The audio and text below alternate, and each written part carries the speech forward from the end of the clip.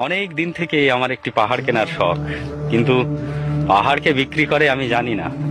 যদি তা দেখা পেতাম, দামের জন্য আটকাতো না। আমার নিজস্ব একটা নদী আছে, সেটা দিয়ে দিতাম পাহাড়টার বদলে। কে না জানে পাহাড়ের চাইতে নদীর দামই বেশি। পাহাড় স্থাণু, নদী বহমান, তবু আমি নদীর বদলে পাহাড়টাই কিনতাম, কারণ আমি ঠকতে চাই। নদীটাও অবশ্য কিনেছিলাম একটা দ্বীপের বিনিময়ে।